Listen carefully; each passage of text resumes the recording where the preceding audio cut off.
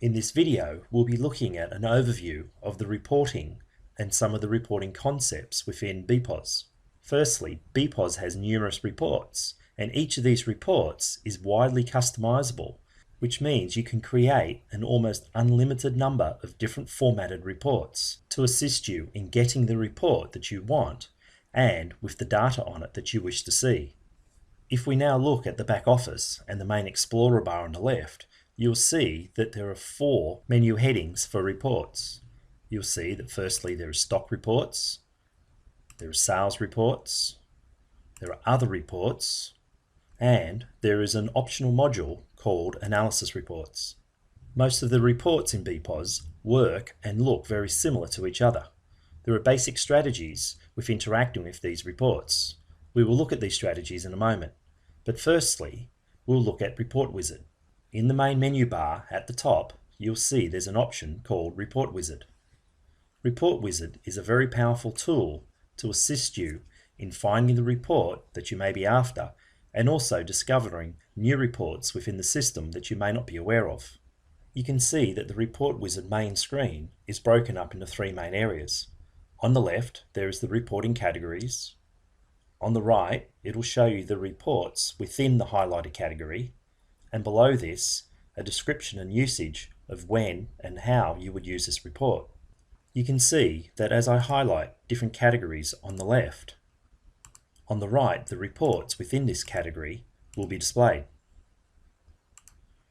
Also, as I highlight a report on the right, the description and usage will be displayed for the highlighted report. Okay, let's quickly run a report and see how it helps us with these reports. Firstly, you see we have a good morning report.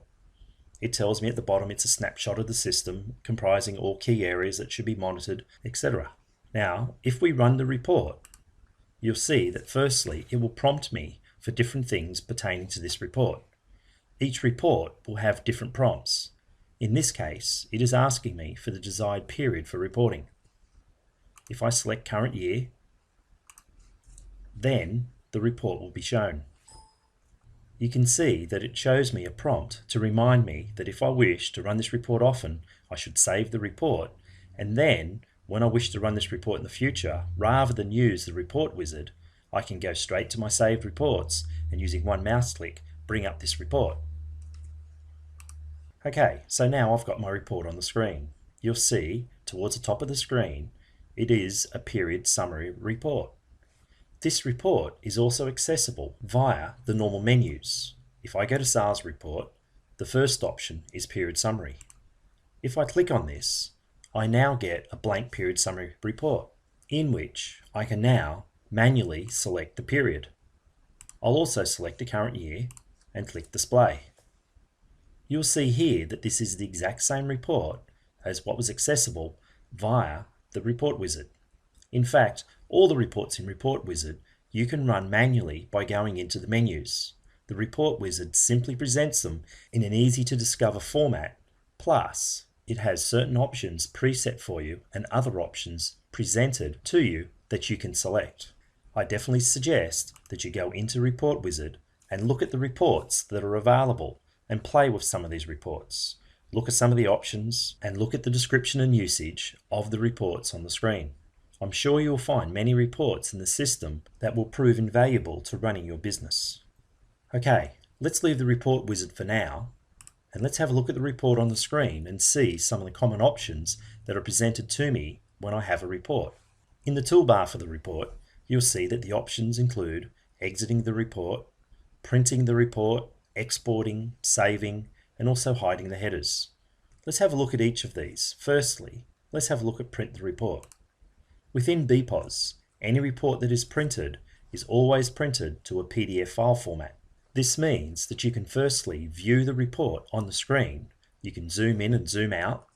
Plus, from there, you can then print the report, or you can attach the report as a file to an email or simply save the report file for a later time. It is important to note that your computer must have a PDF file format reader. This would normally be installed by your BPOS support people, or you can simply download one from the internet. Moving on, the next option is Export List. You'll see here that I can export this report to numerous different formats. Typically, the most common is that you would export it to Excel. If you do this and you have Excel loaded on your machine, the system can automatically open it up for you. Firstly, it prompts you for the name that you're going to save the file as. We'll accept the default. Now it prompts me to open this spreadsheet in Excel immediately. If I do, you'll see that here is my report directly into Excel. You can export any report out of BPOS directly into Excel, or you can export the report data into either tab or comma delimited files. Moving on, the next option is Save Report. This is a very powerful feature within BPOS. This means that I can customize the report to come up exactly as I wish to see it, then save the report under a name, so in the future, whenever I want to run that report, it is simply only a 1 or 2 mouse clicks away, plus all the options that I've preset for myself will still be there. Let's do this quickly now. I have this report on the screen, and I'll modify it so it just shows me just the food areas. And I display the report, and this is the report that I wish to run on a regular basis. So I now can click on Save Report. I can give it a name, and I can save it either as a personal report, which means only I can see this when I log on to the back office. It can also be a global report, which anyone in the organization will have access to. It can also be a global hidden, which is used for when we're doing scheduled reports. We'll talk about that a bit later. Firstly, I'll save this as a personal report. You'll see now over onto the left, you'll see the My Save Reports has now changed to 1. And if I click on the drop down, I now have my food yearly report there. If I close these reports that are on the screen, and I go to My Save Reports and click the food yearly, you'll see that it now shows the report that I just created. You'll see that it's still the store is the food, the period is still current year, and it's showing me the information that I wish to see. This is the preferred method of using the reporting system within BPOS. Create the report that you wish to see regularly and save it, and then access this via the Save Reports. Additionally, if you have the messaging module loaded on your system, which enables you to send emails and SMSs, you can schedule the report to run automatically and then the system to email you this report. This saves you from even running the back office to get your reports. You can have the reports that you want emailed to you automatically, daily, weekly, or whenever you wish to receive them. Let's have a quick look at how we do this. You will recall when we saved this report originally, in the Save Report screen, there's an option here that says schedule this report to be sent to me via email. If I attempt to turn this on, immediately it warns me that only global or global hidden reports can be scheduled. So I can either save it to global report, which means that it will also appear in the global Save Reports area. Or I can set it as a global hidden, which means that it can be scheduled to be sent to me automatically, but it will not appear in the global Save Reports. This is the option that I'll prefer. If I turn on the schedule this report to be sent to me via email, it prompts me to confirm my selection. Now I can determine the schedule of how often I wish to receive this report. I can have it every day. I may change it to only certain days of the week, or it could even just be a once a month report that I receive on the 1st of every month. I'll select this. Once I click on OK, now it asks me to select a contact list. This is simply a list of the people that you wish to receive this report. You may already have contact lists created in the system that you wish to receive this report. If you wish to learn more about contact lists and the messaging module, there are videos in this series that cover these subjects. For the moment, I wish to create a new contact list. This means it will create a contact list comprising solely of myself. Once I select this, it prompts me to confirm this is what I wish to do. And now my auto report job has been added. This means that on the 1st of every month at 5 AM, the system will create this report and email me the report. As you see, the reporting options within BPOS is very complete. Okay, Let's talk a little bit about the global saved reports. It is important to remember that even though a report might be saved as a global saved report and it can be seen by anyone in the organization, still the operator privileges will limit access to the reports based on each operator's privilege. If I look at the global save reports, you'll see in this database I have numerous global save reports. Each one has a descriptive name which assists me in recalling the report that I wish to run. I'll pick a report from here called Cash and Cards Counted by Till. You see here, very quickly I've brought up the report that I wish to see. This is a different report to the other one and has many more options on the screen, which we'll look at now. Firstly, almost every report in the system will have a display period that I can select. If I pull this down, you'll see that there are many preset periods that I can select within the system. Currently we have current year. I could say last year or even second last year. If I go to last year, you'll see that the report clears and the display button is turned green, prompting me to press the display button to show the data. Having these preset periods is very powerful and enables us to save reports based on a particular period that you wish to always report. However, sometimes you may wish to report a period that isn't in one of the preset periods, in which case, over here I can select by shift. Now I have full flexibility in selecting the dates and the shifts within the dates that I wish to report on. Okay, moving on. Another option that is almost in every report in the system is the view. The view determines the columns that I'm showing on the screen at any one time. You'll see here that the view name is Cash Declaration, and the column shown is the data that I wish to see in this report. I can select other views that are preset in the system. You'll see here I can show payment details, and it will show me all the payments for all the tills. I can go into types and sorts, or by clicking on the view button, I can see in here that I can add my own views and edit the existing views. If I edit a view, quickly we'll see all the different columns that I can add to a report. As I scroll down, you'll see that there are many columns that can be added to this report. If you wish to learn more about the views and the options within views, there is a video in this series that covers how to add and customize the views. While we're looking at the columns, other options I have is I can quickly hold down the mouse button and move columns around and change the order of the columns that are in the report. Additionally, by clicking on a column title, you can see that I can select the sort sequence. Clicking on it once, it will be ascending. Click on it again and it will be descending. Just by simply clicking on different columns, you'll see that I'm changing the sort order of the report. I can also sort on two columns. After I've sorted by one, I hold down the shift and hit the second one. You'll see now that I'm actually sorting by two columns.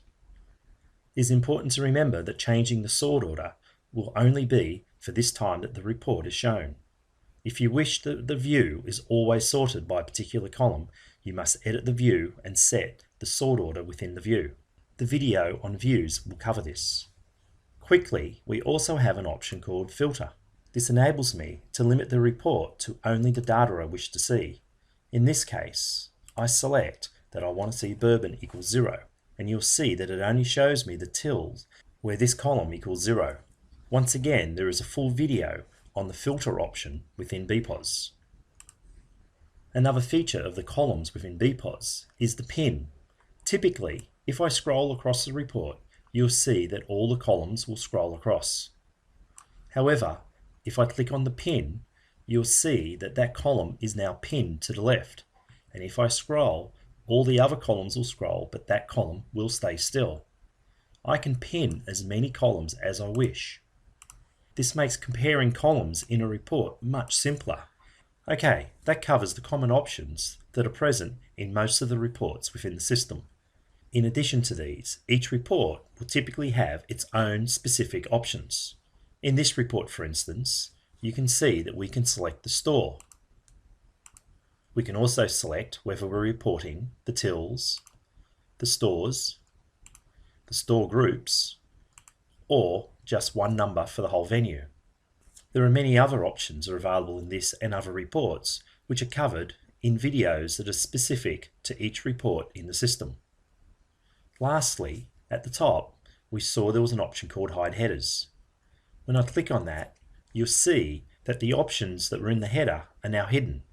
This gives me a lot more screen space to show my report, like so.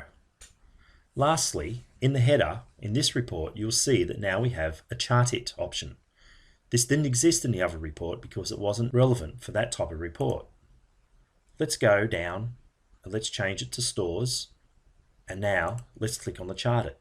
And you'll see the bottom part of the screen is now filled with a chart. There are many different types of charts. I can pick line, cylinder. I can also pick pie charts. I can display the legend or not. There are many options in here, and you can try it for yourself. You'll find that different chart types suit different types of reports better. Additionally, we can also print both the chart and the original report on the same page. Lastly, you can now access BPOS reports via a web browser. This might be on a computer in your environment that doesn't have back-office loaded, or it may even be over the internet or from a phone or a tablet. You'll see here, all I need to do is log in,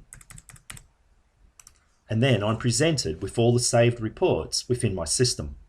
I can then easily select a report, and now it is prompting the server of my system to run this report and then send this report back to me. You'll see now down the bottom, the system prompts me that I have my report ready to open. Once I click on the open, you'll see that I have this report sent to me. This can be from anywhere around the world over the internet.